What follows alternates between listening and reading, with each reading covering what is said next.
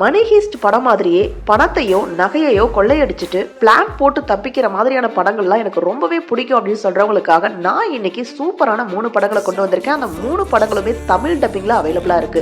அது என்னென்ன படங்கள் அப்படிங்கறத நம்ம பார்க்கறதுக்கு முன்னாடி நம்மளுடைய வாவ் மூவிஸ் தமிழ் சேனலை மறக்காம சப்ஸ்கிரைப் பண்ணிக்கங்க. இப்போ வாங்க நம்ம வீடியோக்குள்ள போகலாம்.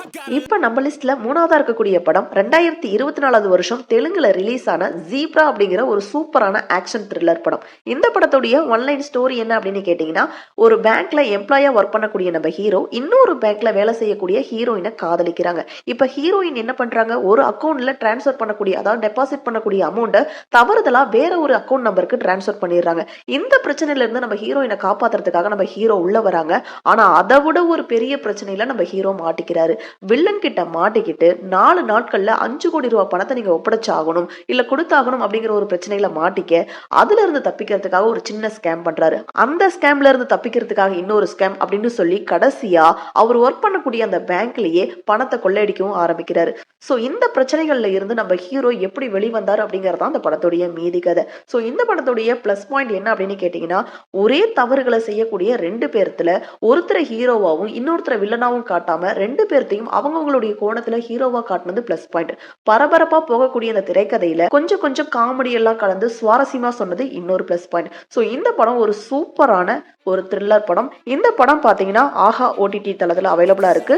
IMDbல 10க்கு 8 ரேட்டிங்ஸ் கொடுத்திருக்காங்க. கண்டிப்பா பார்க்க வேண்டிய ஒரு சூப்பரான த்ரில்லர் படம். இந்த வீக் உங்களுக்கு டைம் கிடைச்சா இந்த படத்தை ட்ரை பண்ணுங்க. இப்ப நம்ம லிஸ்ட்ல 2ஆவதா இருக்கக்கூடிய படம் 2024 வருஷம் ஹிந்தியில ரிலீஸ் ஆன சிகாந்தர் கா முகாந்தார் அப்படிங்கிற ஹீஸ்ட் த்ரில்லர் படம். இந்த படத்துடைய ஒன்லைன் ஸ்டோரி என்னன்னா, கம்ப்யூட்டர்ல சிஸ்டம் ஒர்க் பண்ணக்கூடிய நம்ம ஹீரோ நகை கண்காட்சி நடக்கக்கூடிய இடத்துக்கு போறாரு. அங்க இருக்கக்கூடிய கம்ப்யூட்டர்ஸ்ல சிஸ்டம் ஒர்க் எல்லாம் பண்ணிட்டு இருக்காரு. அந்த நேரத்துல 4 பேர் கொண்ட கும்பல் வந்து அங்க கொள்ளையடிக்கிறதுக்காக உள்ள வராங்க. ஆனா ஸ்டார்டிங் சீன்லயே போலீஸ் அவங்கள சுட்டு கொண்டுடுறாங்க.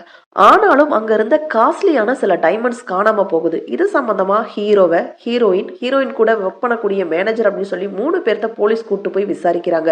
அதுலயும் அந்த போலீஸ் அதிகாரி ஹீரோ தான் இந்த டைமண்டை கொள்ளையடிச்சிருப்பாரு அப்படின்னு சொல்லி கான்பிடண்டா சொல்ல, ஹீரோவோ நான் எந்த ஒரு தப்பும் பண்ணல, என் மேல வீணா பழி போட்டு கொண்டு வந்து உட்கார வச்சிருக்கீங்க, கண்டிப்பா இந்த போலீஸ் அதிகாரி என்கிட்ட மன்னிப்பு கேட்டே ஆகணும்னு சொல்லி அவர் பிடிவாதமா இருக்க, இவங்க 2 பேருக்கும் நடுவுல பல வருஷமா நடக்கக்கூடிய ஒரு த்ரில்லிங்கான கண்ணாமூச்சி ஆட்டம் தான் இந்த படத்துடைய மீதி கதை.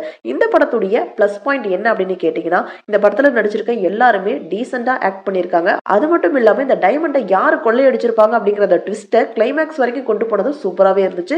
இந்த படம் பாத்தீங்கன்னா நெட்ஃபிளிக்ஸ்ல அவைலபிளா இருக்கு. IMDbல 10க்கு 6 ரேட்டிங்ஸ் கொடுத்திருக்காங்க. பார்க்கணும்னு நினைக்கிறவங்க கண்டிப்பா ஒன் டைம் ட்ரை பண்ணுங்க. சோ இப்ப நம்ம லிஸ்ட்ல முதல் இடத்துல இருக்கக்கூடிய படம் 2024 வருஷம் வெளிவந்த லக்கி பாஸ்கர் அப்படிங்கிற ஒரு சூப்பரான பீரியட் கிரைம் த்ரில்லர் படம். இந்த படம் 1992ல பேங்க்ல ஸ்கேம் நடந்தா எப்படி இருக்கும் அப்படிங்கிற ஒரு கான்செப்டை மையமா வச்சு எடுத்த படம். இந்த படத்துடைய ஒன்லைன் ஸ்டோரி என்ன அப்படின்னு கேட்டீங்கன்னா, பேங்க்ல கேஷியரா இருக்கக்கூடிய நம்ம ஹீரோ பினான்சியலா ரொம்பவே கஷ்டப்பட்டு இருக்காரு. ரொம்ப அவமானங்களை எல்லாம் சந்திச்சுட்டு இருக்காரு.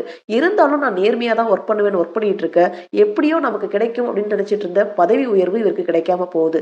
அதுக்கப்புறம் இந்த நேர்மையெல்லாம் ஓரங்கட்டி வச்சுட்டு பேங்க் ஸ்கேம்ல ஈடுபடுறாரு. இதனால அவருக்கு என்னென்ன பாதிப்புகள்லாம் ஏற்படுது, கடைசியா இவர் லக்கி பாஸ்கர் ஆனாரா இல்லையா அப்படிங்கறத அந்த படத்துடைய மீதி கதை. இந்த படத்துடைய பிளஸ் பாயிண்ட் என்ன அப்படின்னு கேட்டீங்கன்னா, நம்ம துல்கர் சல்மானுடைய ஆக்டிங் தான்.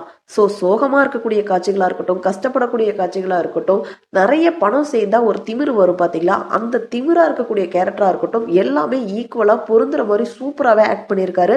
அது மட்டும் இல்லாம கிளைமேக்ஸ் வரைக்கும் நம்மளை உட்கார வச்சிருக்கக்கூடிய இந்த ஸ்கிரீன் பிளே ஸோ ரொம்பவே சூப்பரான படம். இந்த படம் பாத்தீங்கன்னா நெட்ஃபிளிக்ஸ்ல அவைலபிளா இருக்கு. IMDbல 10க்கு 8 ரேட்டிங்ஸ் கொடுத்திருக்காங்க. கண்டிப்பா பார்க்க வேண்டிய மஸ்ட் வாட்ச் படம். இந்த படத்தை ஒன் டைம் ட்ரை பண்ணுங்க.